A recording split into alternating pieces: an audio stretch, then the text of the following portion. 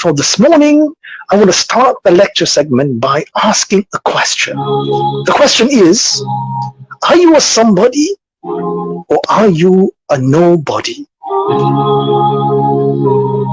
Do you consider yourself to be a somebody or a nobody? The context of that question is that in this world, we struggle very, very hard to become a somebody. Everyone likes to be a somebody. No one likes to be a nobody. So all of our efforts, all of our time, our energy, our resources, they are all channeled into making us into somebody.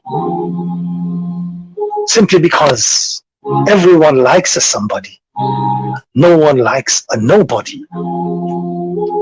So we struggle hard to become somebody in the eyes of man.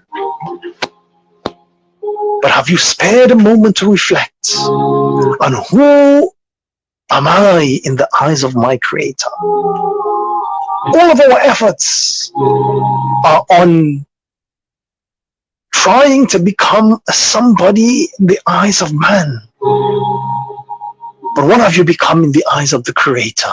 In this world, we struggle so hard to become somebody. Our efforts, our energies, and we want to be somebody. We want to be somebody prominent in the eyes of man, to the point that we do not even care if it means that we have to engage in things that will render us a nobody in the eyes of the Creator. Rather, it should be the other way around. Struggle hard to become somebody in the eyes of your Creator, even if it means that you become nobody in the eyes of man. Be somebody in the eyes of Allah, even if you are nobody in the eyes of the people. That is a very important message I want to give you this morning. Be somebody in the eyes of Allah. Do not worry about being someone in the eyes of the people. The Prophet Muhammad, peace be upon him, mentions that whoever seeks to please Allah with something displeasing to the people, then Allah will be pleased with him.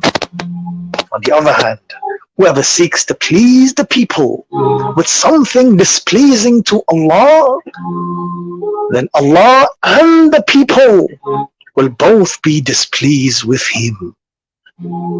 So as you go through the journey of your life, your effort should be to become somebody in the eyes of Allah, even if you are considered to be a nobody in the eyes of people.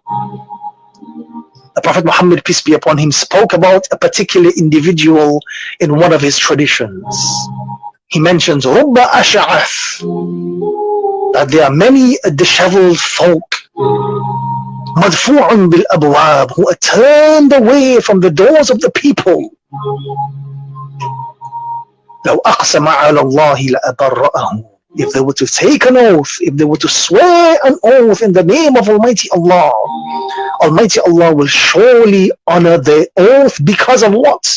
Because of their rank in the sight of Allah, not because of their rank in the sight of man. This tradition speaks about a person who is considered low in society. In the eyes of man, he is absolutely nothing. If he proposes to someone, then no one is going to accept his proposal. If he tries to intercede on behalf of another person, no one is going to accept his intercession. He doesn't have money. He doesn't have power. He doesn't have rank. He doesn't have much social status, so to say. But the Prophet Muhammad, peace be upon him, said, لَوْ أَقْسَمَ عَلَى اللَّهِ, if that person was to swear an oath in the name of Almighty Allah, because of his connection with Allah, because he has become somebody in the sight of Allah, لَأَبَرَّأَهُ, Almighty Allah will take the responsibility upon himself to surely honor the oath of that individual. So be mindful of who you become. Of course you want to become somebody. Of course no one wants to be a nobody. But become a somebody in front of your Creator. Do not be too overly concerned about becoming somebody in the eyes of man. Even if in the eyes of man you become a nobody, that's fine. But you should definitely, most definitely become as somebody in the eyes of your Creator. Attach value to yourself. Know your value. I remember that, this one particular story, that there was a father just before he died. He said to his son, here is a watch that your grandfather gave to me. It's almost 200 years old, but before I give it to you, I want you to go to the jewelry store in the city and tell them that you want to sell it and see how much they offer for it. So the son went to the jewelry store. He came back and he said, my father, they offered me $100 because it is so old. The father said, well, now go to the pawn shop and find out how much they will offer. The son went to the pawn shop. When he came back, he said, oh, my father, they are offering me $20 because of a scratch on the surface of the watch. So the father then said, no, my son, go to the museum and see how much they would offer. The son came running back and he said, oh, my father, they're offering $375,000 for this very rare piece to be included in their precious antique collection. So the father then responded that I wanted to show you that the right place will value you in the right way. Don't find yourself in the wrong place and then become angry because you are not valued. Never stay in a place where someone does not see your value or you do not feel appreciated. And I can tell you, in the eyes of man, you will never feel appreciated. In front of man, you can never please man, you can never satisfy man. But I can definitely assure you that in the eyes of the Creator, you will be appreciated.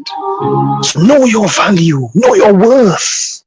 Almighty Allah mentions in chapter 5 of the Holy Quran, verse 105, He says, "O you who believe, you are responsible for your own souls, and he who has strayed cannot harm you if you are rightly guided."